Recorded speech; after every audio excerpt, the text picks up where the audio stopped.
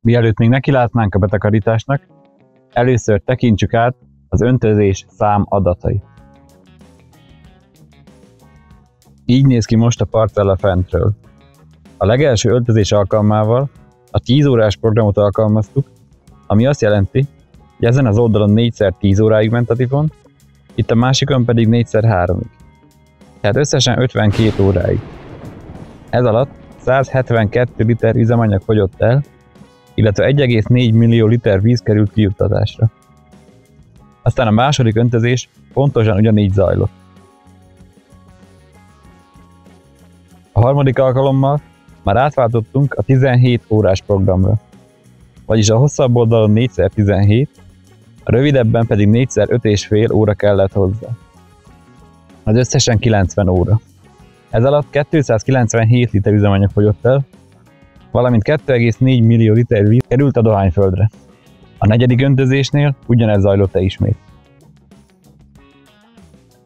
Aztán az ötödiknél ismét 17 órás program futott, azzal a különbséggel, hogy csak 3 helyen húztuk le a vízágyút, mert addigra már nagy volt a dohány. 22,5 órával hamarabb kész lett, mint az előző esetben. Az volt a terv, hogy ez lesz az utolsó öntözés, de annyira elkezdtek sárgulni, illetve fonnyadni a dohánybokrok, hogy a 6. alkalommal is nekiláttunk. De ezúttal itt a föld végén helyeztük el a tifont, és kihúztuk, ameddig leért.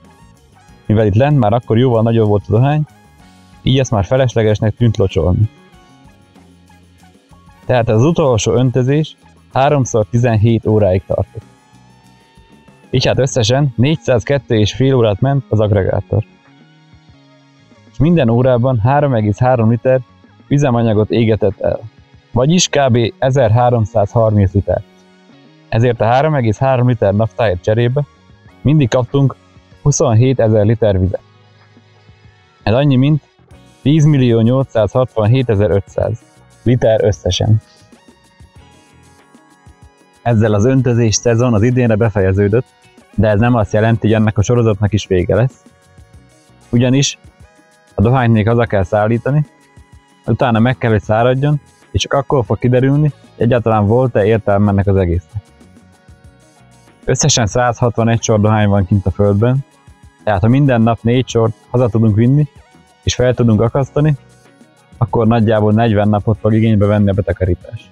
De mielőtt még élesben nekilátnánk, van néhány dolog, ami más lesz az előző évekhez képest, úgyhogy először ezeket kell kipróbálni. Először is a kivágás. Ahogy korábban már szóba került, eddig szárvágó kapákkal végeztük, de az idén valami teljesen mással próbálkozunk. Egy régi féksüskaszával. Mivel ez egyáltalán nem erre van tervezve, kérdés, hogy boldogulunk-e majd vele egyáltalán. Úgyhogy először ezt kell kipróbálni. Ezt a próbát ott végezzük, ahol kisebb a dohány, mert ott kevesebb kárt okoz, ha nem is sikerült tökéletesen. Elsőre.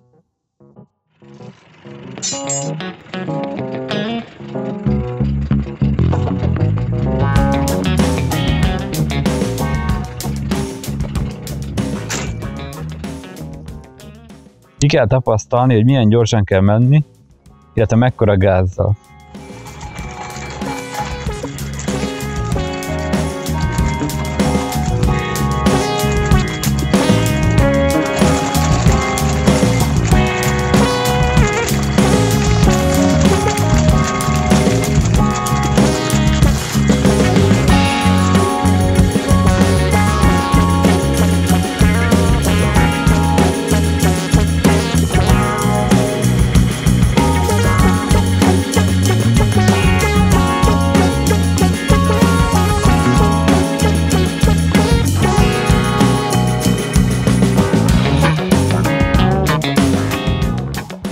Azt sem tudjuk pontosan, mennyi dohány fér fel a kiskocsikra, legalább 2-2 sort fel kell rájuk rakni, és ki is kell bírniuk a 6 kilométeres utat.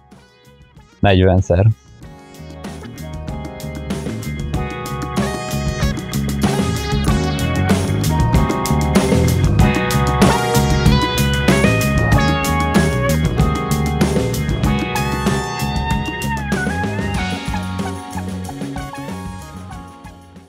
Most nincs 4 egész sor levágva, Csak 2, illetve 4 a rövid részből. De ebből már tudunk következtetni.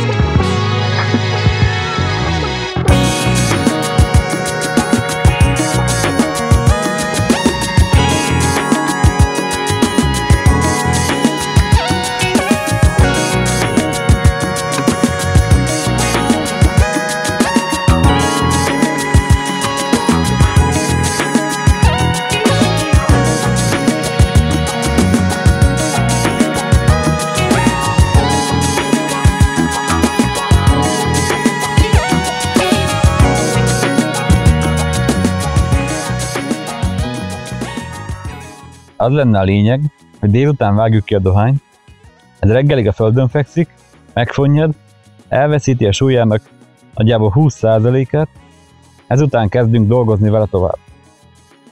Most pont úgy sikerült, hogy a levágás után nem sokkal esett egy kis eső.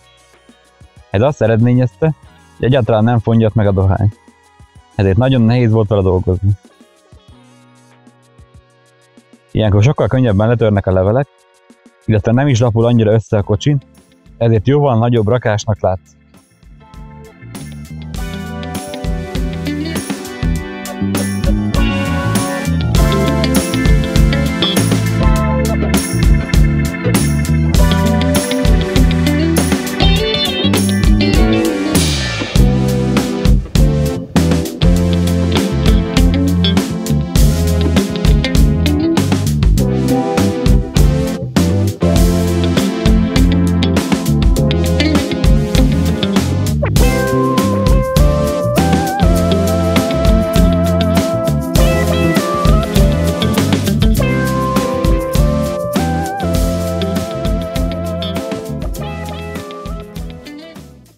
Az akasztáson nincs mit tesztelni, ugyanis az évek óta jól beváltan és olajozottan működik.